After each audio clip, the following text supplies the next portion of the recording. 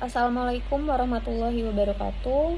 Perkenalkan, nama saya Risma Pratiwi dari Prodi Administrasi Publik Universitas Muhammadiyah Sidoarjo. Saya akan mempresentasikan hasil dari penelitian artikel saya yang berjudul Analisis Kebijakan Pengelolaan Pedagang Kaki Lima Studi Kasus di Kabupaten Sidoarjo. Latar belakang mengapa saya mengambil penelitian ini. Yang pertama, jika kita ketahui bahwa jumlah penduduk di Indonesia mencapai 270,20 juta jiwa, dan Indonesia sendiri menempati negara keempat dengan jumlah penduduk terbanyak di Indonesia. Lalu bagaimana masyarakat Indonesia mencari mata pencaharian mereka, yaitu dengan cara berdagang. Mengapa? Karena bagi masyarakat kelas menengah ke bawah, berdagang merupakan usaha kecil yang mudah dijalankan karena membutuhkan modal kecil dan sistem manajemen yang amat sangat sederhana. Lalu, berdagang dengan cara PKL menjadi salah satu ciri khas dari masyarakat Indonesia, yaitu dengan cara pedagang kaki lima. Nah, pedagang kaki lima ini merupakan salah satu cara untuk berdagang dengan menempati suatu tempat yang dianggap menjadi lokasi strategis. Lalu bagaimana kondisi PKL di Kabupaten Sidoarjo? Jika kita ketahui, pusat PKL di Sidoarjo sendiri tersebar di beberapa titik lokasi, di antaranya Lingkar Barat, Gor Sidoarjo, Jalan Majapahit, Jalan Jenggolo, dan Komplek Perumahan Taman Pinang. Lalu dari PKL sendiri ternyata menimbulkan masalah sosial, seperti keindahan kota dan kebersihan menjadi kotor, kelancaran lalu lintas, dan ketersediaan lahan untuk usaha. Lalu bagaimana pemerintah Kabupaten Sidoarjo menangani hal tersebut? Rupanya pemerintah Kabupaten Sidoarjo sendiri sudah mengeluarkan beberapa peraturan dan kebijakan. Di antaranya yang pertama ada Perda Kabupaten Sidoarjo nomor 10 tahun 2013, kemudian Perda Kabupaten Sidoarjo nomor 3 tahun 2016, dan Surat Keputusan Bupati Sidoarjo nomor 188 tahun 2017. Mengapa saya menggunakan analisa kebijakan pengelolaan pedagang kaki lima dengan studi kasus di Kabupaten Sidoarjo? Karena saya ingin menganalisis bagaimana pelaksanaan kebijakan tersebut terhadap PKL yang berada di Sidoarjo. Sebab banyak sekali permasalahan yang saya temui, yaitu bagaimana bentuk pelaksanaan kebijakan dalam penataan pedagang kaki lima dan apa saja kendala yang dihadapi oleh kebijakan yang sudah dibuat. Di sini saya menggunakan 4 penelitian terdahulu. Yang pertama ada Suripto tahun 2017 dengan judul Resistensi Pedagang Kaki Lima dalam Implementasi Kebijakan di Kecamatan Wiyung. Di sini diambil kesimpulan bahwa bantuan organisasi pemuda Pancasila itu mampu membendung atau merelokasi yang dilakukan oleh pemerintah Kota Surabaya. Kemudian di sini ada penelitian dari Evitae tahun 2013 dengan judul Implementasi Kebijakan Penataan PKL dengan Studi Kasus di Pusat Pariwisata Kota Batu. Di sini diambil kesimpulan bahwa kebijakan ini ternyata belum berhasil dilaksanakan karena banyak sekali PKL baru bermunculan, sehingga Batu Tourist Center ini tidak memiliki turis. Kemudian penelitian yang ketiga, saya menggunakan penelitian dari Trisnanto tahun 2015 dengan judul Implementasi Kebijakan Penetapan Tempat Usaha dan Pembinaan Terminal PKL di Krian Sidoarjo. Di sini diambil kesimpulan bahwa regulasi dan pembangunan berjalan dengan baik berdasarkan respon positif kelompok sasaran terhadap kebijakan yang sudah dibuat. Kemudian saya mengambil penelitian yang terakhir ini adalah penelitian dari Muklas M. Tahir tahun 2021 dengan judul Penertiban PKL di Kota Makassar. Di sini diambil kesimpulan bahwa pemerintah Kota Makassar gagal menemukan solusi dalam mengembangkan kebijakan pengelolaan pedagang kaki lima yang manusiawi dan efektif. Lalu kita ke metode penelitian. Di sini saya menggunakan jenis penelitian kualitatif deskriptif dengan fokus penelitian yaitu menganalisa keberhasilan kebijakan penataan pedagang kaki lima oleh undang-undang yang sudah ditetapkan pemerintah Kabupaten Sidoarjo. Lalu saya menggunakan pendekatan Starling tahun 1979 dengan beberapa indikator, yaitu yang pertama pelaksanaan administrasi, yang kedua konsistensi internal, dan yang ketiga yakni dampak terhadap masyarakat. Lokasi penelitian saya ya ini berada di Perumahan Taman Pinang, Kabupaten Sidoarjo, dengan teknik penentuan informan teknik purposive sampling, yang mana saya mengambil beberapa sampel dengan ketentuan tertentu. Dan teknik pengumpulan data ya ini saya menggunakan wawancara, observasi, serta studi pustaka. Lalu teknik analisa data saya ya ini reduksi data, penyajian data, dan penarikan kesimpulan. Sumber data yang saya gunakan ya ini data primer dan data sekunder, yang mana data primer ini merupakan kumpulan dari jurnal-jurnal terdahulu, dan data sekundernya saya menggunakan metode wawancara.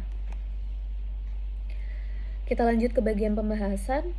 Bagaimana kondisi pedagang kaki lima di Taman Pinang Sidoarjo? Di sini terdapat tabel yang sudah saya tampilkan berdasarkan data penelitian saya, bahwa saya akan membagi menjadi 4 kategori. Yang pertama makanan basah, pakaian, penyedia jasa, dan souvenir. Jadi di sini diketahui bahwa jumlah dari pedagang kaki lima menurut Satpol PP tahun 2019 itu mencapai 334 PKL yang terdaftar, dan yang tidak terdaftar mencapai 500. Kemudian kebijakan pemerintah Kabupaten Sidoarjo sendiri seperti apa? Nah, jika kita mengambil kebijakan yang pertama, yaitu Peraturan Daerah Kabupaten Sidoarjo Nomor 10 Tahun 2013, sudah mengatur tentang ketertiban umum dan ketentraman masyarakat. Kemudian Peraturan Daerah Kabupaten Sidoarjo Nomor 3 Tahun 2016, ya ini sudah mengatur tentang penataan dan pemberdayaan pedagang kaki lima. Kemudian yang berikutnya ada Surat Keputusan Bupati Sidoarjo nomor 188/404.404.1.1.3 tahun 2017, yang mana di sini sudah ditegaskan bahwa pedoman SKPD dalam melakukan penegakan hukum PKL di jalanan utama Perumahan Taman Pinang Kabupaten Sidoarjo itu sudah diatur. Jadi sebenarnya sudah ada banyak sekali peraturan dan kebijakan yang sudah dibuat oleh pemerintah Kabupaten Sidoarjo. Lalu, berdasarkan fokus analisa kebijakan metode Starling 1979 melalui indikator pelaksanaan administrasi, diketahui bahwa penertiban PKL di Perumahan Taman Pinang, Kabupaten Sidoarjo sendiri sudah dilakukan oleh SKPD setempat, sesuai dengan peraturan daerah yang berlaku. Jadi peraturan daerah yang berlaku tersebut yaitu ada Peraturan Daerah Nomor 10 Tahun 2013, kemudian Peraturan Daerah Nomor 3 Tahun 2016, dan Surat Keputusan Bupati. Di sini ditegaskan bahwa penegakan oleh Disperindak Kabupaten Sidoarjo tersebut merupakan tindakan hukum untuk mencabut TDU PKL yang melanggar peraturan terkait. Kemudian untuk pendekatan yang kedua, ya ini saya menggunakan konsistensi internal. Nah, dari hasil wawancara yang saya lakukan terhadap beberapa Satpol PP, ternyata selama ini Satpol PP sendiri sudah menindak tegasi dari adanya kegiatan PKL yang melanggar batas.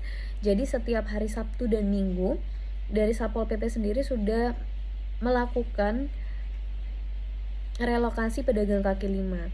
Nah, sebenarnya dari pedagang kaki lima yang sudah menetap di Taman Pinang itu sudah dialihkan ke Gor Sidoarjo atau sudah direlokasi. Akan tetapi masih ada beberapa pedagang yang akhirnya kembali lagi ke Taman Pinang. Kemudian di sini metode yang terakhir saya menggunakan pendekatan dengan indikator dampak terhadap masyarakat. Jadi diketahui ternyata seiring berjalannya waktu itu terdapat 120 pedagang yang akhirnya kembali ke Taman Pinang. Mengapa mereka kembali ke Taman Pinang? Karena dirasa bahwa lahan relokasi yang sudah ditetapkan itu tidak membuahkan hasil atau tidak menguntungkan bagi para pedagang. Meskipun masih ada 60 pedagang yang memilih tetap berjualan di kawasan Gor. Di sini diketahui bahwa kendala kebijakan dari pemerintah Kabupaten Sidoarjo sendiri, yang pertama, pemerintah Kabupaten Sidoarjo belum melaksanakan kebijakan sosialisasi tersebut. Jadi dari kebijakan yang sudah dikeluarkan, mereka belum melakukan sosialisasi terhadap masyarakat ataupun terhadap penduduk yang menjalankan mata pencaharian sebagai pedagang kaki lima. Kemudian yang kedua, yaitu solusi relokasinya tidak strategis, sehingga PKL sendiri menganggap bahwa itu tidak menguntungkan. Kemudian yang ketiga, masih ada kelompok penekan, yaitu Pedalindo atau Persatuan Pedagang Kaki Lima Indonesia, yang dikendalikan oleh suatu organisasi atau kelompok tertentu, sehingga masyarakat pedagang kaki lima merasa terdukung dengan adanya kegiatan mereka dalam memberontak suatu kebijakan yang telah ditetapkan. Kemudian yang terakhir ya ini kurang tegasnya pemerintah dalam mengimplementasi kebijakan yang telah ada. Nah, kesimpulannya sendiri yaitu penertiban PKL di Jalan Perumahan Taman Pinang Kabupaten Sidoarjo yang sudah dilakukan oleh SKPD setempat dengan acuan Peraturan Nomor 10 Tahun 2013, Peraturan Nomor 3 Tahun 2016, dan Surat Keputusan Bupati Sidoarjo Nomor 188/405/404.1.1.3 tahun 2017. Sebenarnya penegakan Disperindak oleh Pemkab Sidoarjo ini merupakan tindakan hukum untuk mencabut TDU milik PKL yang melanggar peraturan terkait. Nah, sanksi bagi PKL yang melanggar itu sebenarnya sudah diatur melalui Undang-Undang Nomor 3 Tahun 2016. Di situ berupa teguran tertulis, pencabutan TDU PKL, bahkan denda. Nah, kendala yang dihadapi sendiri oleh pemerintah daerah dalam melaksanakan kebijakan PKL sendiri yaitu rendahnya motivasi pemerintah Kabupaten Sidoarjo untuk melaksanakan kebijakan sosialisasi dan belum adanya solusi relokasi yang strategis. Baik, sekian presentasi yang saya sampaikan. Mohon maaf apabila ada salah kata. Wassalamualaikum warahmatullahi wabarakatuh.